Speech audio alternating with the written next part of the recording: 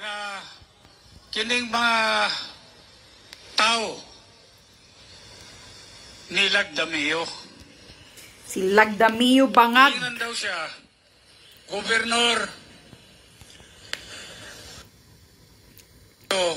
Classmate ni Kuting sa Suyok. Ayaw ipadayon ang pagtugot nimo sa rally sa Maisog. Yan ang pinuntahan ni Lagdameo. Ayaw niyang matuloy ang rally, kaya galit. Ang Gobernador Hubahib, ingon siya, nakabuhi na ko og istorya. Meaning, nagkasabi na siya na pumayag na siya. Translate ko. Wala ko'y pwedeng kanang sa Tagalog pa ipagmalaki. Wala akong pwedeng ipagmalaki. Wala akong narating pwedeng ipagmalaki na mataas na antas. Tagalogin mo, sir, para maintindihan ng lahat. Wala akong pwedeng ipagmalaki. Huwag magbisaya. Na sapat na kayamanan. Wala. Sabi niya, ingon siya, dito man lang, pwede ako magmalaki na ako, kahit na ganito ako, kahit mahirap ako na tao, meron akong isang salita. Nauto, kaingon ni Governor Hubahib, nga human na, iyan ang na-deliver ang mensahe. Unya, siguro mga isa, doha kaadlaw ang nangagi, na pwedeng adto siyang opisina.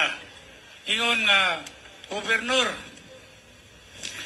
naa si Anton Lagdameo, naa sa Micos Bro.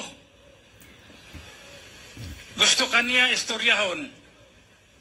Personal ni ngani sa Tagum City.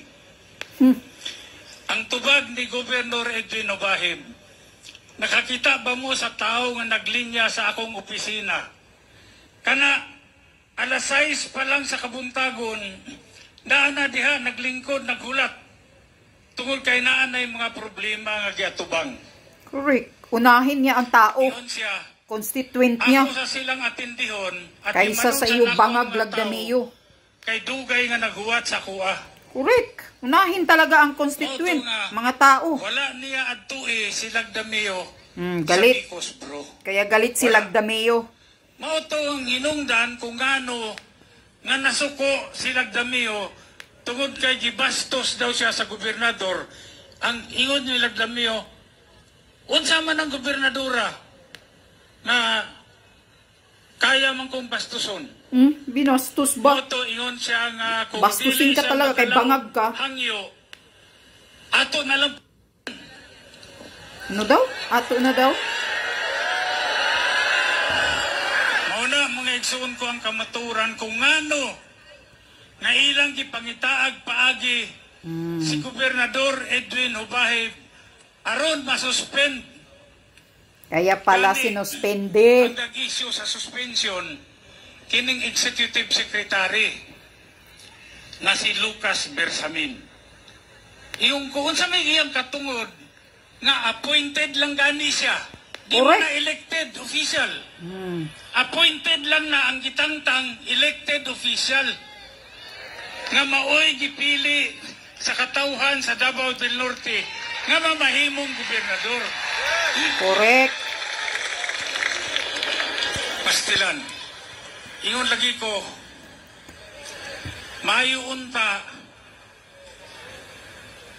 kung ang gipuli na OIC kanang opisyal na kinasing-kasing mutabang sa katauhan.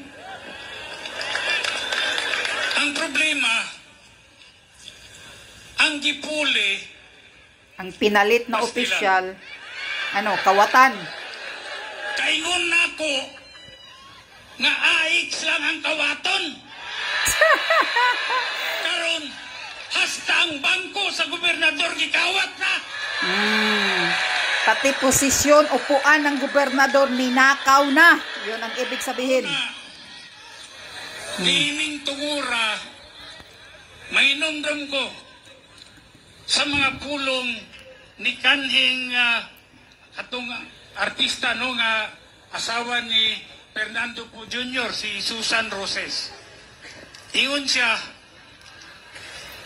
ang sinungaling kakambal ng magnanakaw. Correct. Ayan, itagalog mo na, Congressman. Si Vice Governor Oyo Dikawat Uy. Vice Governor Oyo Kawat Oy. Kawatan ang pinalit ni Marcos na gobernur. Unya, kadtong isang adlaw, gahapon man siguro to, nakakita ko, nagpa-preskon. Nagpaluoy-luoy. Nagpaawa ipik daw sa preskon. Pero, makita nato na sobra ka bakakon. Sinungaling. Yung vice governor na pinalit daw. Sinungaling. Bakakon yung kayo. Sobrang bakakon. O bitaw nga ako, nakaingon ko, karong gabi una, mangayo ko og pasaylo sa Ginoo. Mangayo ko. Kaya nga naman, akong namatikdan nga ang Davao del Norte gisilutan sa kaitasan. Sukad-sukad, wala makatagamtam ang atong probinsya og baha nga hilabihan gyud kadako. Sukad-sukad, ang Wow, ano ba nangyari sa wifi ninyo? o busy gobernador na hilabihan pagkakawatan. Ayo, sobrang magnanakaw ka, vice governor. Mauna, kung nakasala man ta, Ginoo, pasaylo ami. Sobrang kawatan ka pala, ha?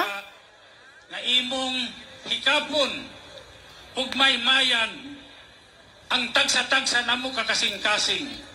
Nga unta, kining pamilyaha, dili na makabalik ug kupot ug katungdanan sa Davao del Norte.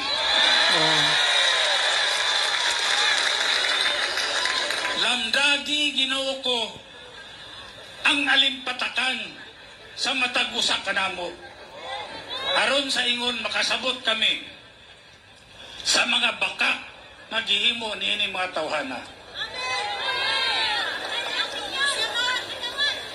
Naiamahan. Grabing tao. Panahon sa kampanya, Mga 200,000 nga daw ang nandyan. Maluoy ka mo sa kuha, ibalik ko pagka-mayor sa Tagum. Aba. Kay magbagoon ako. Naunsa. Pagbalik, mayor sa Tagum. Ang unang gitangtang sa City Hall, kadtong gibutang ni Mayor Alan Rillion. Kadtong sa to God reigns. Iyang gitangtang. Kay di ay nagpasabot nga Yawa reigns.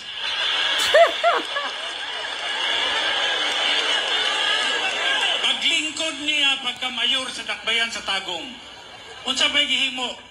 Tanang checkpoint gitangtang. Nagpasabot nga ang mga illegal na kontrabando nga mga butang libre na mo sulod sa Davao del Norte. Libre na mo sugod sa Tagum. Diha magsugod ang pagsaka sa krimen sa Tagum. Diha nakita nato mga luoy nga tao, rape, murder, o guban pa. Yan ang nangyayari ngayon din kay Marcos administrasyon. Nga mubarato ang bugas. Naunsa ang ning barato sa Tagum, shabu. Dili bugas, shabu. Shabu ang nagmura sa Tagum. Tagum karon #1 supplier sa Shabu. Oh, ayan. Unya, sa mga barangay, kitang mga tagatagom na sayod tanian eh. Tanang illegal himbalik. Lasto, suertres, hantak na. Tanang illegal himbalik. Ubos sa pamunuan ni Chung Oy. Unya, mayon pa nga, dili na tinuod, uy!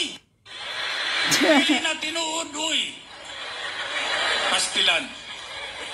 Kining pamilya ha, ang gihimo nila sa Davao de Oro, kung diin, gisuka naman yun yung mga pamilya ha, kay giluod na ang mga taga Davao de Oro sa ilaha. Oh, sinusuka na pala yung mga uy. Dili na makabalik sa Davao de Oro. Oh, ganon. Mauna, diri na po sila sa Davao del Norte nagsamok-samok.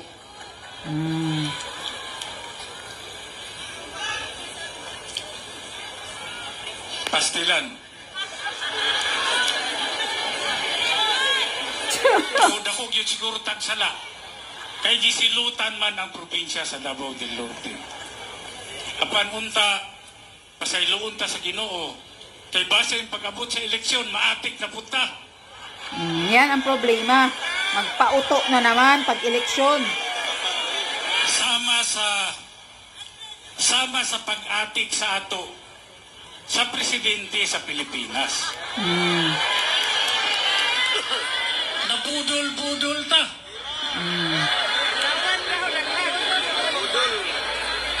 Isgutan nato na. Ako, hadlok ko na mubuto ang gera diya sa West Philippine Sea. Correct. Hadlok ko. Kadelikado ana, yan, gira na yan. Nga wala ta kasabot kung nganong ingon ana. Nganong manghagit matagira sa China. Kung sabay daganan nato. Correct. Pastilan. Wala tayong kaya dyan. Kanang ato ang Coast Guard, kanang ato ang military, Patay agad yan. they will be massacred. Correct. Sambala lang lahat yan, Coast Guard dyan. Manawagan ko, Ng China. muhangyo ko sa atong mga igsuon ng military. Naaman mo karon sa tagsa-tagsa ninyo kapanimalay. Domingo karon. Muhangyo ko, bisan og 5 ka minuto lang. Sudunga pag-ayo ang inyong mga anak na nagdula-dula. Sudunga pag-ayo ang inyong mga kapika sa kinabuhi. Correct. Unya, huna-hunaa, na kung mubuto ang gira magkagubot, kamo magyoy na sa tubangan, ipaon manggid mo dito. Huna-hunaa, kung mawadan mo kinabuhi, unsay kaugmaon sa inyong mga anak. Kung mabubuhay pang mga anak nila, Sa inyong pamilya. patay din yung mga pamilya nila. Tayo. Dili kaya sa gobyerno suportahan ang inyong mga anak. Dili kaya sa gobyerno suportahan ang inyong mga pamilya. Busa, mag-uban ta. Kinibanggod, basahin nyo yung saligang batas. Ako paulit-ulit kong binasa yan. Naghanap ako ng probisyon doon kung ano ba ang tungkulin ng Armed Forces of the Philippines. Wala akong makita na nakalagay sa saligang batas na sinasabi the Armed Forces of the Philippines shall protect the Commander-in-Chief. Wala po. Oh. Ang nakalagay sa saligang batas ganito, the Armed Forces of the Philippines shall protect the people and the state. Correct. Ngayon, Yan. Ano ba nangyari sa wifi? pag ba pinayagan natin na pumutok yung gera sa West Philippine Sea, Yan ba? Pinrotektahan natin ang taong bayan? Yan ba pinrotektahan natin ang state? Hindi po. Pag sumabog ang gulo sa West Philippine Sea, there will be countless of dead bodies. There will be unimaginable destruction.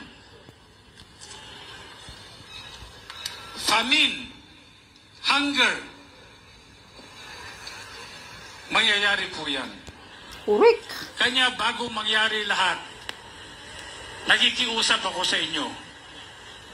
We don't have to hurt each other. We have to fire a single shot. Simple lang. Sa mapayapang paraan, please withdraw your support to the Chief Executive. Yes, withdraw your support to your president. Hilain nyo na si Kuting. Kung nag-withdraw kayo ng suporta sa kanya, ibig sabihin, sinusuportahan nyo ang probisyon sa saligang batas na to protect the people and the state. Yan po ang pinakamahalaga dyan.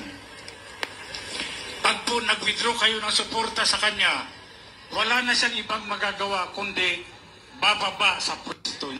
Yes, correct. Yan.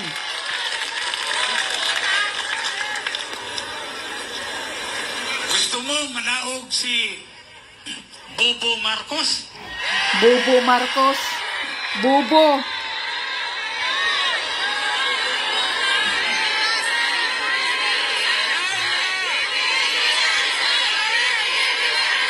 Oh. Wala man tayong problema. Wala tayong problema. Bakit? Ang saligang batas, nakalagay din doon yung succession ng power. Ano ba nangyari sa wifi? Hoy, ano ba yan?